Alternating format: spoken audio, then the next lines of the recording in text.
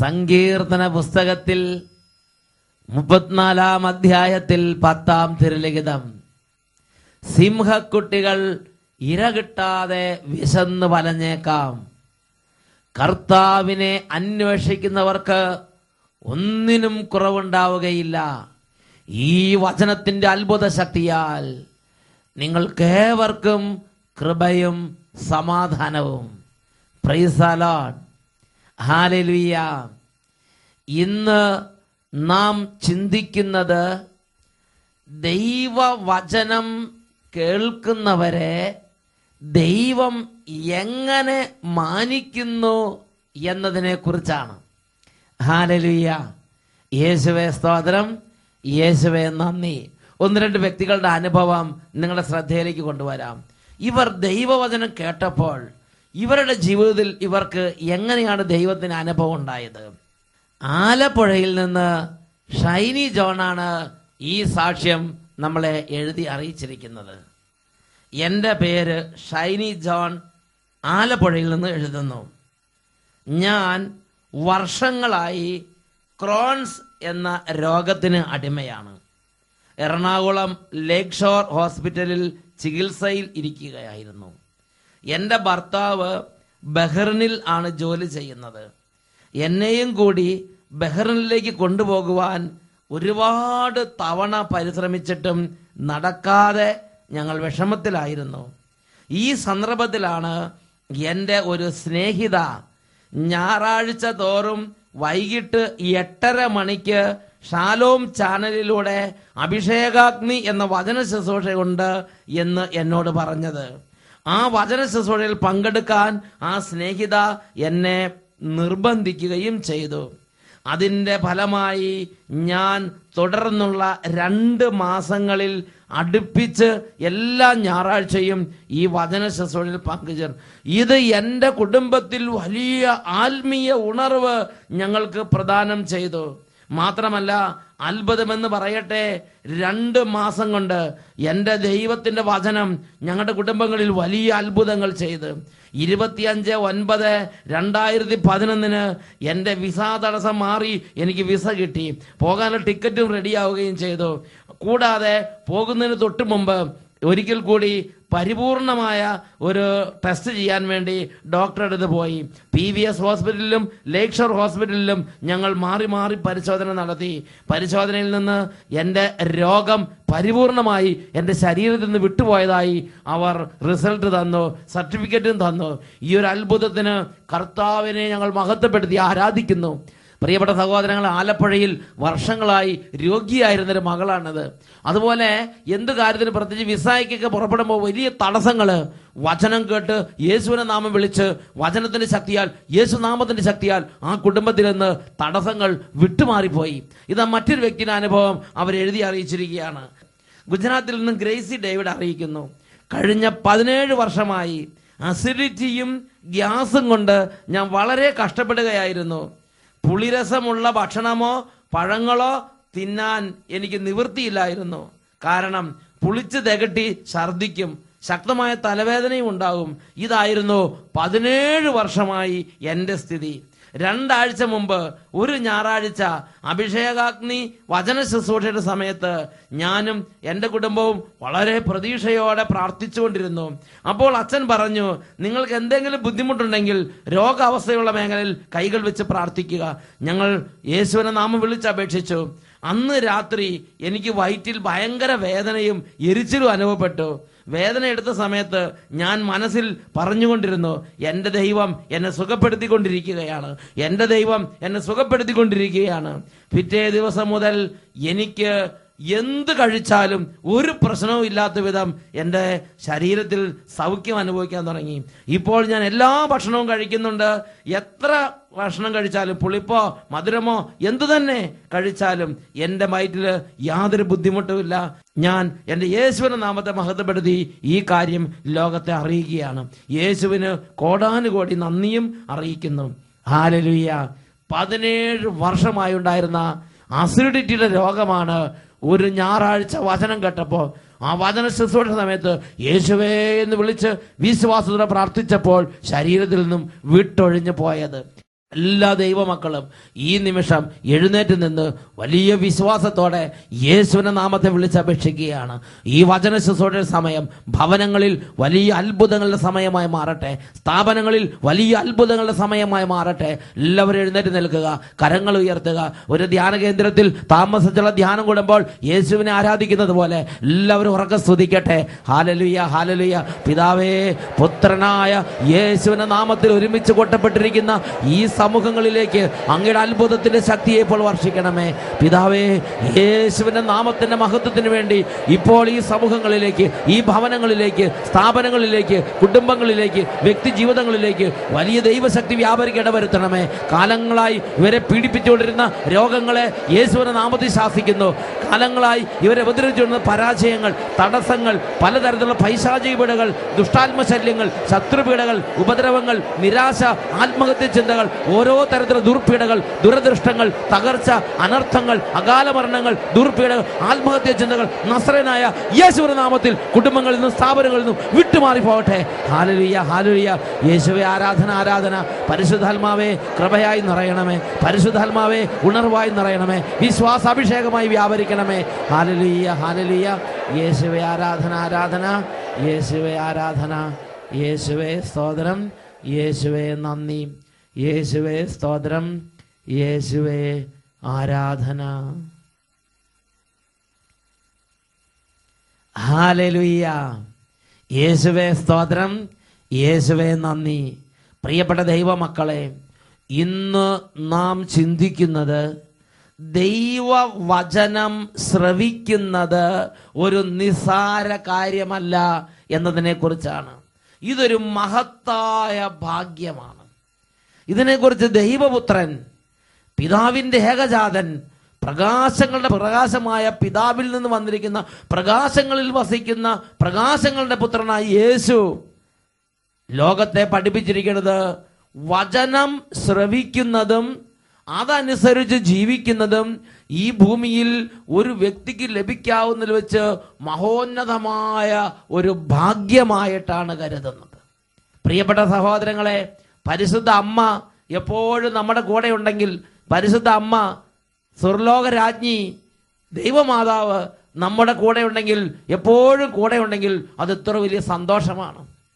Price the Lord. പരിശുദ്ധ അമ്മ എന്നും നമ്മുടെ കൂടെ നടന്ന് നമുക്ക് വേണ്ടി ഓരോ ശുശ്രൂഷ വേദികളിലും പ്രാർത്ഥിക്കുമ്പോൾ അനേക ശുശ്രൂഷകര് അതൊരു വലിയ ഭാഗ്യമായി എന്നോട് പറഞ്ഞിട്ടുള്ളത് ഞാൻ ഓർമ്മിക്കുകയാണ്. പ്രിയപ്പെട്ട സഹോദരങ്ങളെ, ഈ വചനം കേട്ടുകൊണ്ട് നിങ്ങളിൽ ഒരാൾക്ക് അതിനേക്കാൾ ഉന്നതമായൊരു ഭാഗ്യം പരിശുദ്ധ അമ്മയുടെ അതേപോലെയുള്ള യേശുവിൻ്റെ ഒരമ്മയാകാനുള്ള അതേ ഒരു ഉന്നത സ്ഥാനം നിങ്ങൾക്കൊരാൾക്ക് തരിക എന്ന് വിചാരിക്കുക. അത് എത്രയോ വലിയൊരു ഭാഗ്യമായിട്ടായിരിക്കും നിങ്ങൾ കരുതുക. എന്നാൽ യേശു പറഞ്ഞിരിക്കുന്നത് അതിനേക്കാളും വലിയ ഭാഗ്യമാണ് വചനം ശ്രവിക്കാനും അതനുസരിച്ച് ജീവിക്കാനും ഒരു വ്യക്തിക്ക് കൃപ കിട്ടിയാൽ, അനുഗ്രഹം കിട്ടിയാൽ ആ വ്യക്തിയുടെ സ്ഥിതി എന്ന് യേശു പഠിപ്പിച്ചിരിക്കുകയാണ്. ഇത് നമ്മൾ വായിക്കുന്നത് വിശുദ്ധ ലൂക്കായുടെ സുവിശേഷത്തിൽ 11-ാം അധ്യായം 27-28 തിരുലിഖിതങ്ങൾ. അവൻ ഇത് അരുളി ചെയ്തുകൊണ്ടിരിക്കുമ്പോൾ ജനക്കൂട്ടത്തിൽ നിന്ന് ഒരു സ്ത്രീ ഉച്ചത്തിൽ അവനോട് പറഞ്ഞു, നിന്നെ വഹിച്ച ഉദരവും നിന്നെ പാലൂട്ടിയ മുലകളും ഭാഗ്യമുള്ളവ. അവൻ പറഞ്ഞു, ദൈവവചനം കേട്ട് അത് പാലിക്കുന്നവർ കൂടുതൽ ഭാഗ്യവാന്മാർ. നോക്കിയേ, ദൈവം എത്രയോ ഉന്നതമായൊരു സ്ഥാനമാണ് വചനം കേട്ട് അത് പാലിക്കുന്നവർക്ക് കൽപ്പിച്ചു വെച്ചിരിക്കുന്നത്. പ്രിയപ്പെട്ട സഹോദരങ്ങളെ, ഇത് വെറുതെ ഈശോ പറഞ്ഞതല്ല. ഇത് ബൈബിളിന്റെ ആരംഭകാലം തൊട്ട് ദൈവജനത്തെ രൂപപ്പെടുത്താൻ തുടങ്ങി അന്ന് തൊട്ട് സ്വർഗം വെളിപ്പെടുത്തിയിട്ടുള്ള വെളിപ്പെടുത്തലുകളോട് ചേർന്ന് നിൽക്കുന്ന പ്രബോധനമാണിത്. വചനം ശ്രവിക്കുന്നതും അതനുസരിക്കുന്നതും നിസ്സാര കാര്യമല്ല. സ്വർഗത്തോളം ആ വ്യക്തിയെ ദൈവം ഉയർത്തി നിർത്തിയിരിക്കുകയാണ്. വാനോളം ആ വ്യക്തിയെ ഉയർത്തി നിർത്തിയിരിക്കുകയാണ്. ആ വ്യക്തിക്ക് വലിയ വില ദൈവം കൊടുക്കുകയാണ്. പുറപ്പാടിന്റെ പുസ്തകത്തിലേക്ക് നമുക്ക് വരാം. പുറപ്പാടിന്റെ പുസ്തകത്തിൽ 20-ാമത്തെ അധ്യായം. അവിടെ ദൈവമായ കർത്താവ് ഭൂമിയിൽ ദൈവജനത്തിന് ചില നിർദ്ദേശങ്ങൾ മോശ പ്രവാചകനിൽ കൊടുക്കുകയാണ്. അങ്ങനെ നിർദ്ദേശം കൊടുക്കുമ്പോൾ വളരെ ഉന്നതമായ ഒരു നിർദ്ദേശം പുറപ്പാടിന്റെ പുസ്തകത്തിൽ 20-ാം അധ്യായത്തിൽ 6-ാം തിരുലിഖിതത്തിൽ നാം കാണുകയാണ്. എന്നെ സ്നേഹിക്കുകയും എന്റെ കൽപ്പനകൾ പാലിക്കുകയും ചെയ്യുന്നവനോട് 1000 തലമുറകൾ വരെ ഞാൻ കരുണ കാണിക്കും. 1000 തലമുറ എന്ന് പറഞ്ഞാൽ അത്ര കൃത്യം 1000 നിർത്തും എന്ന് വിചാരിക്കരുത്. അനന്തമായി ഒരിക്കലും അവസാനിക്കാത്ത വിധം കരുണ കാണിക്കുമെന്ന് കർത്താവ് വെളിപ്പെടുത്തിയിരിക്കുകയാണ്. എന്നെ സ്നേഹിക്കുകയും എന്റെ കൽപ്പനകൾ, കൽപ്പന വചനം, പ്രമാണങ്ങൾ, ദൈവത്തിന്റെ പ്രമാണങ്ങൾ, ദൈവത്തിന്റെ കൽപ്പനകൾ, ദൈവത്തിന്റെ വചനങ്ങൾ, ഇത് കേട്ട് അതനുസരിച്ച് ജീവിക്കാൻ വേണ്ടി ഒരു വ്യക്തി മനസ്സുകൊണ്ട് തീരുമാനിച്ചാൽ, അങ്ങനെയുള്ള ജീവിതത്തിലേക്ക് ഒരു വ്യക്തി പ്രവേശിച്ചാൽ, ഇതാ വചനത്തിലൂടെ ദൈവം ഒരു കാര്യം ഉറപ്പ് തന്നിരിക്കുകയാണ്: 1000 തലമുറകൾ വരെ ഞാൻ അവനോട് കരുണ കാണിക്കും എന്ന് പറഞ്ഞാൽ വചനം കേട്ട് അതനുസരിച്ച് ജീവിക്കുന്ന ആ ഒരു വ്യക്തിയിൽ മാത്രമല്ല, പിന്നെയോ 1000 അങ്ങനെ തലമുറകളായി ഇതിന്റെ ഒരു പച്ചപ്പ്, ഇതിന്റെ ഒരു നനവ് ആ വംശത്തിലുണ്ടായിരിക്കും. Praise the lord, hallelujah. ആ വംശത്തിൽ ഒരാൾ ഒരു കിടബുദ്ധി അല്ലെങ്കിൽ ഒരു ദുർമാർഗി, ഒരു പ്രശ്നക്കാരൻ എന്തെങ്കിലും ചെയ്യുമ്പോൾ ദൈവം ഈ വംശത്തിൽ ദൈവവചനം കേട്ട് ദൈവവചനം അനുസരിച്ച ആ ഒരു വ്യക്തിയെ ഓർത്ത് ഒരു നനവ്, ഒരു കരുണ, ഒരു കൃപ ആ കുടുംബത്തോട്, ആ വംശത്തോട് കാണിക്കും. Price the lord, hallelujah.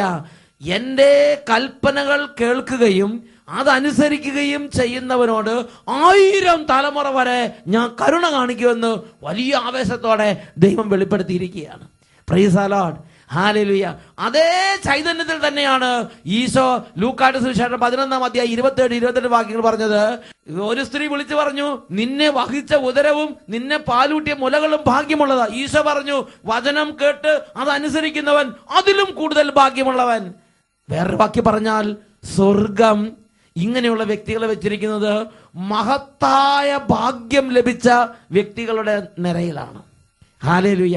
ശ്രേഷ്ഠ ഭാഗ്യം ഇതാ ഇവരുടെ മേലുണ്ട്. ശ്രേഷ്ഠ ഭാഗ്യം വചനം കേട്ട് അനുസരിക്കുന്നവര്. Praise the lord, hallelujah.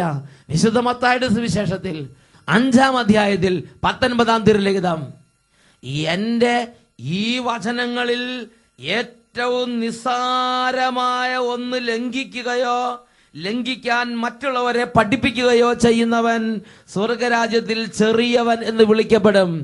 എന്നാൽ അതനുസരിക്കുകയും അനുസരിക്കാൻ മറ്റുള്ളവരെ പഠിപ്പിക്കുകയും ചെയ്യുന്നവൻ സ്വർഗരാജ്യത്തിൽ വലിയവൻ എന്ന് വിളിക്കപ്പെടും. ദൈവവചനത്തോട് ബന്ധപ്പെട്ട് ദൈവപുത്രൻ വെളിപ്പെടുത്തിയിരിക്കുന്ന മറ്റൊരു ഉന്നതമായ വെളിപ്പെടുത്തലാണിത്.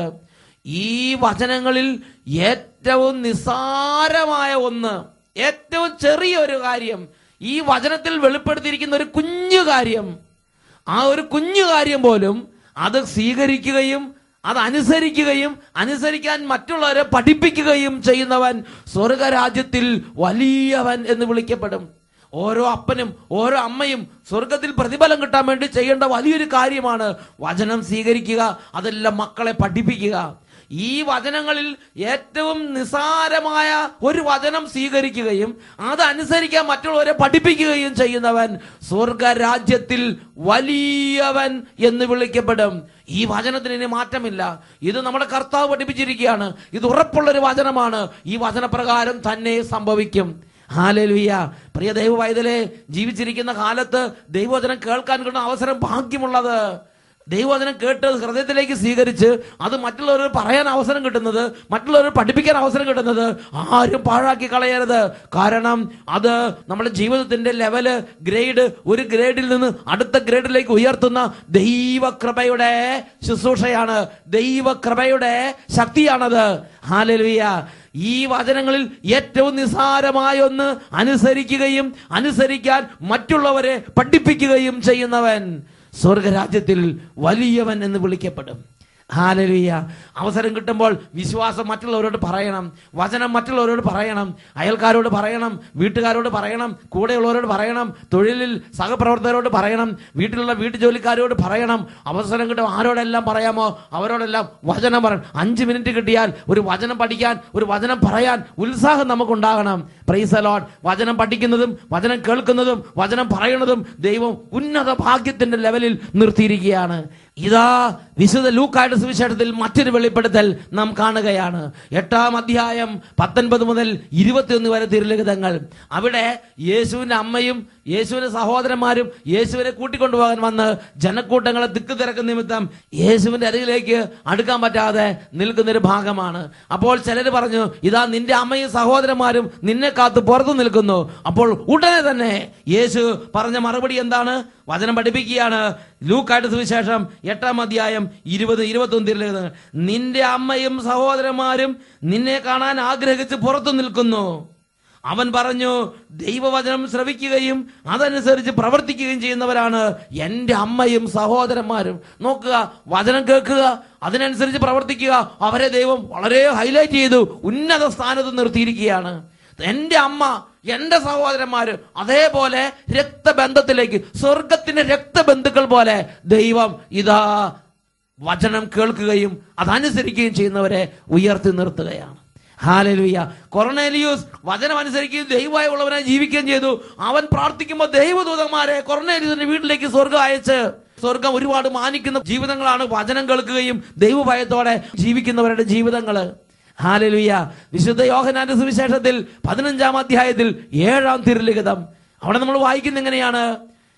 എന്നിൽ വസിക്കുകയും എന്റെ വചനം നിങ്ങളിൽ നിലനിൽക്കുകയും ചെയ്യുന്നെങ്കിൽ ഇഷ്ടമുള്ളത് ചോദിച്ചു കൊള്ളുക, ഞാൻ നിങ്ങൾക്ക് തരും. യോഹന്നാൻ 15:7. എന്നിൽ വസിക്കുകയും എന്റെ വചനം നിങ്ങളിൽ നിലനിൽക്കുകയും ചെയ്യുന്നുണ്ടെങ്കിൽ ഇഷ്ടമുള്ളത് ചോദിച്ചു കൊള്ളുക. വേറൊരു വാക്കി പറഞ്ഞാൽ, വചനം കേട്ട് അതനുസരിക്കുന്ന ഒരു വ്യക്തിക്ക് സ്വർഗം ഒരു പ്രത്യേക താക്കോൽ കൊടുത്തിരിക്കുകയാണ്. ഏത് സമയത്തും സ്വർഗത്തിലേക്ക് ചെല്ലാം, സ്വർഗം തുറക്കാം, ഇഷ്ടമുള്ളത് എടുക്കാം, തിരിച്ചു പോരാം. ഹല്ലേലൂയ.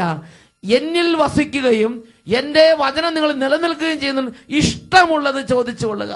സ്വർഗത്തിന്റെ മുഴുവൻ കാര്യങ്ങളുടെ മേലും അവകാശമുള്ളവൻ, അധികാരമുള്ളവൻ, എടുക്കാൻ യോഗ്യതയുള്ളവനായി അവനെ കർത്താവ് ഉയർത്തിയിരിക്കുകയാണ്. ഹല്ലേലൂയ. എല്ലാവരും എഴുന്നേറ്റ് നിൽക്കട്ടെ. ഈ ലോകത്തിലൊരു മഹാഭാഗ്യമായി ഇതിനെ കരുതണം.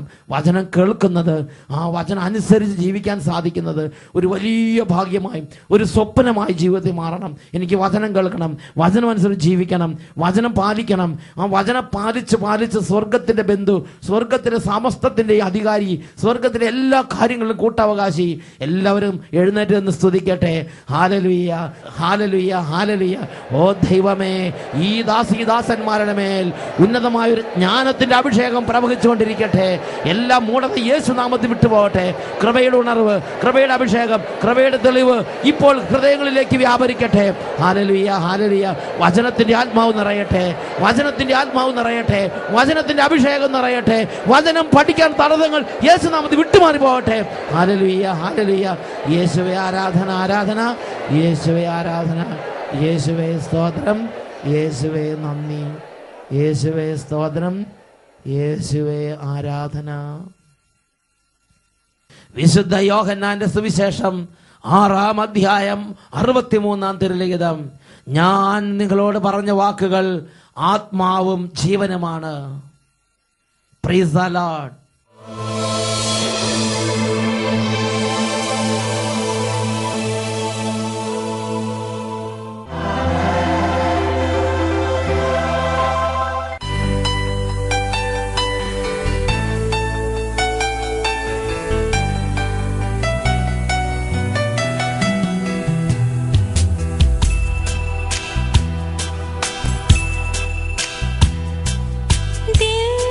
ദിവ്യകാരുണ്യത്തിൻ ബലിവേ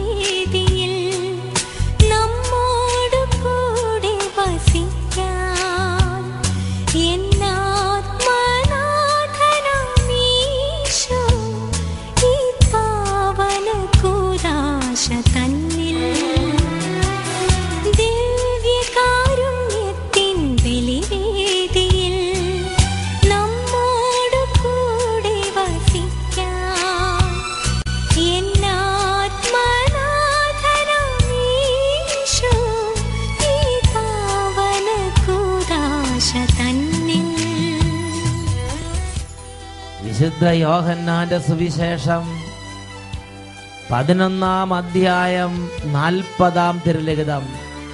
വിശ്വസിച്ചാൽ നീ ദൈവമഹത്വം ദർശിക്കും എന്ന് നിന്നോട് ഞാൻ പറഞ്ഞിട്ടില്ലേ? ജെറമിയ പ്രവചനത്തിൽ 31-ാം അധ്യായത്തിൽ 16-ാം തിരുലിഖിതം. കരച്ചിൽ നിർത്തി കണ്ണുനീർ തുടയ്ക്കൂ, നിന്റെ യാതനകൾക്ക് പ്രതിഫലം ലഭിക്കും. മർക്കോസ് 11:24. പ്രാർത്ഥിക്കുകയും യാചിക്കുകയും ചെയ്യുന്ന എന്തും ലഭിക്കുമെന്ന് വിശ്വസിക്കുവിൻ, നിങ്ങൾക്ക് ലഭിക്കുക തന്നെ ചെയ്യും. So I tell you, whatever you ask for in prayer, believe that you have received it and it will be yours. 2 കരങ്ങളും കർത്താവിന്റെ സന്നിധിയിലേക്ക് ഉയർത്താം. ഈ നിമിഷങ്ങളിൽ വിശ്വാസത്തോടെ യേശുവിന്റെ നാമത്തെ വിളിക്കുകയാണ്. യേശുവിന്റെ നാമത്തിൽ സ്വർഗം തുറക്കപ്പെടുകയാണ്. എല്ലാവരും കരഞ്ഞ് പ്രാർത്ഥിക്കട്ടെ. Hallelujah, hallelujah.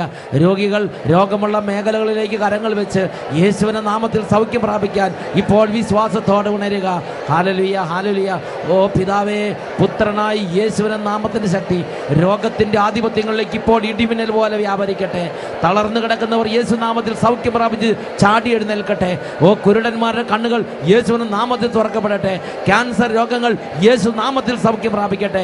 കാലങ്ങളായുള്ള നടുവിന്റെ വേദന, അസ്ഥി തേയ്മാനങ്ങൾ, അസ്ഥി പൊടിഞ്ഞു പോകുന്ന അവസ്ഥകൾ ഇപ്പോൾ യേശു നാമത്തിൽ സൗഖ്യം പ്രാപിക്കട്ടെ. ഹല്ലേലൂയ.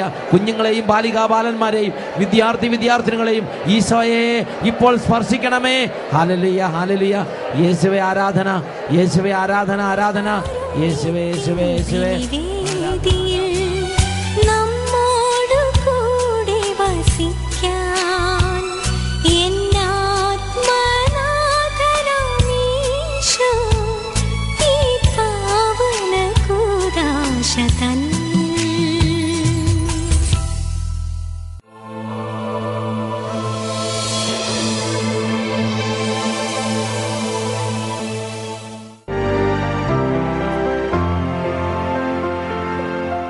എൻ്റെ പേര് ഏലിയാമ്മയാ. എനിക്ക് 15 വർഷമായ ഷുഗറിന്റെ അസുഖമായിട്ട് എൻ്റെ കൈ 1 വർഷത്തിന് മുമ്പ് എൻ്റെ കൈ ഒന്ന് പിന്നെ പഴുത്തിട്ട് സെപ്റ്റിക് ആയിപ്പോയി. ഡോക്ടർ പറഞ്ഞ് മുറിച്ച് കളയണമെന്ന്. ഞാൻ കരഞ്ഞ് പ്രാർത്ഥിച്ചു. അച്ഛൻ്റെ അഭിഷേകത്തിന്റെ പ്രോഗ്രാം ഞാൻ എല്ലാ ഞായറാഴ്ച കണ്ടു. എല്ലാ ഞായറാഴ്ച ഈ കൈ മുറിച്ച് നിങ്ങൾക്ക് അതിന്റെ വിഷമം മനസ്സിലാവും. നിങ്ങളുടെ കൈ മുറിച്ച് കളയാൻ വിഷമം മനസ്സിലാവും. കൈ മുറിച്ച് കളയെന്ന് പറഞ്ഞ മാസം പിന്നെ ചിന്തിച്ചു നോക്കിയാൽ അത് ആ ഒരു വിഷമത്തിൽ വെച്ചിട്ട് ശരിക്കും ഓരോ അഭിഷേകത്തിന്റെ പ്രോഗ്രാം കാണുമ്പോൾ കരഞ്ഞങ്ങോട്ട് പറയും യേശുവേ എന്ന് പറഞ്ഞാൽ. അത് കഴിഞ്ഞ് ഞാൻ ഇന്നലെ വന്ന അവിടെ തൈലാഭിഷേകം ചെയ്തു. ഈ കൺവെൻഷന് വന്നപ്പോ ഈ ചേച്ചിയുടെ ആഗ്രഹം എനിക്ക് എന്റെ കൈ സോപ്പെടുന്നു എന്ന് പറഞ്ഞു. തൈലാഭിഷേക പ്രാർത്ഥന ഉണ്ട് എന്ന് പറഞ്ഞപ്പോ അവിടെ പോയി അങ്ങോട്ട് പ്രാർത്ഥിച്ചു. എന്റെ കൈ മടക്കത്തില്ലായിരുന്നു. കൈ സ്പൂൺ കൊണ്ടൊക്കെ ചോറ് കൈ ഇങ്ങനെ വിരലൊന്നും മടക്കാൻ പറ്റുന്ന സ്ഥിതിയല്ല. ചോറൊക്കെ ഇങ്ങനെ നമ്മൾക്ക് ഉരുള അങ്ങനെ ഉരുളയൊന്നും ഉരുട്ടാൻ പറ്റുന്ന സ്ഥിതി ആയിരുന്നില്ല. അത് കഴിഞ്ഞ് അച്ഛൻ പ്രാർത്ഥിച്ചു കഴിഞ്ഞപ്പോൾ ഇന്നലെ ശരിയായിട്ടും കൈ അങ്ങ് മടങ്ങി. അതേ നോക്ക്, കൈ ഒന്ന് മടങ്ങി കാണിച്ചേ. ഇതേ നോക്ക്, മറ്റേതിങ്ങനെ കൈയൊന്നും മടക്കാൻ പറ്റില്ലായിരുന്നു. അതേ കൈ വെള്ളമൊക്കെ സുഖമായിട്ട് നന്നായിട്ട് മടങ്ങണം. ശരിക്കും മടങ്ങി കാണിച്ചേ. ഹല്ലേലൂയ. എനിക്ക് മനസ്സിലാകുന്നൊരു കാര്യമുണ്ട്. ആ കൈ മുറിച്ച് കളയും. അതെന്താ അത് പിന്നെ എനിക്ക് ഡോക്ടറിനോട് ഞാൻ പറഞ്ഞു, ഡോക്ടർ എന്റെ കൈ മുറിച്ച് കളയരുത്, ഞാൻ പറ്റില്ല എന്ന് പറഞ്ഞു. ഞാൻ പ്രാർത്ഥിച്ചു. രാത്രിക്ക് അഭിഷേകത്തിന് കണ്ടങ്ങോട്ട് കരഞ്ഞങ്ങോട്ട് രാത്രിക്ക് പ്രാർത്ഥിച്ചു. എന്നിട്ട് ഞാൻ എന്റെ കൈയുടെ രക്തം എന്റെ കയ്യിലോട്ട് ഒഴുകുന്നതായിട്ട് എനിക്ക് തോന്നി. അപ്പൊ അഭിഷേകനിക് പ്രോഗ്രാം ടെലിവിഷനിൽ കണ്ടങ്ങോട്ട് കരഞ്ഞ് പ്രാർത്ഥിച്ച് രാത്രിക്ക് നോക്കുമ്പോൾ യേശുവിന്റെ തിരുരക്തം കൈകളിലേക്ക് ഒഴുകുന്ന ഒരു അനുഭവം ചേച്ചിക്ക് ഈശോ അങ്ങോട്ട് കൊടുത്ത്. പിറ്റേ ദിവസം എന്തായി കൈയുടെ സ്ഥിതി? കെട്ടഴിച്ചപ്പോൾ കരിഞ്ഞിരുന്നു. മുറിവ് കരിഞ്ഞിരിക്കുന്ന കാഴ്ചയാണ് ഡോക്ടർ പിറ്റേ ദിവസം കണ്ടത്. മുറിച്ച് കളയേണ്ട കൈ ഇതാ സുഖമായിട്ടിരിക്കുന്നു. അവന്റെ കൈ വിരൽ മടങ്ങാത്ത സ്ഥിതി ആയിരുന്നു. അത് ഇന്നലെ ഈശോ വന്ന് എല്ലാം ക്ലിയർ ആക്കി കൊടുത്തു. Hallelujah, hallelujah. അതായത് ഈ കൈ പഴുത്തിട്ട് 1 വർഷമായിട്ട് മുറിവ് ഉണങ്ങാത്ത സംഗതി ഓർക്കണം. കൈ പഴുത്തിട്ട് മുറിവ് ഉണങ്ങണില്ല. ഷുഗർ 15 വർഷമായിട്ട് ഷുഗറുള്ള ആളാണ്. അതൊന്നും അത്ര എളുപ്പമല്ല. ഈ ഷുഗറിന്റെ പ്രശ്നമൊക്കെ വന്നു കഴിഞ്ഞാൽ അത് ഇങ്ങനെ ഇരിക്കുകയാണ്. അപ്പോഴാണ് ഡോക്ടർ പറഞ്ഞത് ഈ കൈ മുറിച്ച് കളയല്ലാതെ ഇതിനൊരു സൊല്യൂഷൻ ഇല്ലെന്ന്. ഒരു ബക്കറ്റ് പോയി കാണും എന്റെ കൈക്കകത്ത്. ആണോ? ഒരു ബക്കറ്റ്? അമ്മ നഖമൊക്കെ എങ്ങനെയാ? ബേസൻ വെച്ചിട്ടാണ് ഈ പഴുപ്പെല്ലാം കൂടെ എടുത്ത് ഒരു ബക്കറ്റ് പഴുപ്പ് പോയിട്ടുണ്ടാവും എന്ന് പറയണം. നിസ്സാരമല്ല, നിങ്ങൾ വിചാരിക്കണവരല്ല. ഡോക്ടറിന്റെ കൈയും രക്തത്തിൽ കുളിച്ച് കിടക്കുന്ന അവസ്ഥ, അത്രയും ഭീകരമായ ഒരവസ്ഥയായിരുന്നു ഈ കയ്യിൽ നിന്നാണ് നമ്മൾ മനസ്സിലാക്കേണ്ടത്. നമ്മൾ ഇവർ പറഞ്ഞപ്പോഴൊന്നും എല്ലൊന്നും പറയാൻ പറ്റിയില്ല. ഈ കയ്യിലെന്ത് അങ്ങനെ അത്രയും മാരകമായ മുറിവായിരുന്നു ഈ കയ്യിലുണ്ടായിരുന്നത്. ഒരു ബക്കറ്റ് പഴുപ്പ് എന്ന് പറഞ്ഞാൽ ഒരുപാട് പഴുപ്പുണ്ടായിരുന്ന, അത്രയും പഴുപ്പൊക്കെ എടുത്ത് അങ്ങനെ ഇരിക്കുന്ന സമയമാണ്. മുറിവാണെങ്കിൽ കൈ മുറിച്ച് കളയേണ്ടി വരും എന്ന് പറഞ്ഞു. അപ്പോഴാണ് ഡോക്ടറോട് പറഞ്ഞു, മുറിച്ച് കളഞ്ഞ ഏർപ്പാടുണ്ട്, മുറിക്കാൻ പാടില്ലെന്ന് അമ്മച്ചി കണ്ടിപ്പായി പറഞ്ഞു. അതിനുശേഷം അഭിഷേകത്തിന്റെ സമയത്ത് യേശുവേ എന്ന് പറഞ്ഞ കരഞ്ഞങ്ങോട്ട് പ്രാർത്ഥിച്ചു. അപ്പോൾ രാത്രിക്ക് തിരുരക്തം ഈ കയ്യിലേക്ക് ഒഴുകുന്ന ഒരു അനുഭവം ഉണ്ടായി. പിറ്റേ ദിവസം നേരം എടുത്ത് ഡോക്ടർമാര് വന്ന് കൈ കെട്ടഴിച്ച് നോക്കുമ്പം കരിഞ്ഞുണങ്ങിയിരിക്കുന്ന കാഴ്ചയാണ് കണ്ടത്. പിന്നെ ആ കൈക്ക് വേണ്ടി ഇപ്പൊ വല്ല ഓപ്പറേഷനോ മുറിവോ വല്ല മുറുക്കി വല്ലതും ചെയ്തോ? ഒന്നുമില്ല. അതേ കൈയായിട്ട് വന്നിരിക്കുന്നത്. ഹല്ലേലൂയ. കൈ ഒന്നുകൂടെ മടക്കി കാണിച്ചേ. യേശു വന്ന് സുഖപ്പെടുത്തി അനുഗ്രഹിച്ച്. Price the Lord. കരങ്ങൾ ഉയർത്തിയടിച്ച് കർത്താവിനെ ആരാധിക്കാം. ജീവിക്കുന്നു, യേശു ജീവിക്കുന്നു, എന്റെ യേശു ജീവിക്കുന്നു. അത്ഭുതങ്ങളാലും അടയാളങ്ങളാലും യേശു പ്രവർത്തിക്കുന്നു.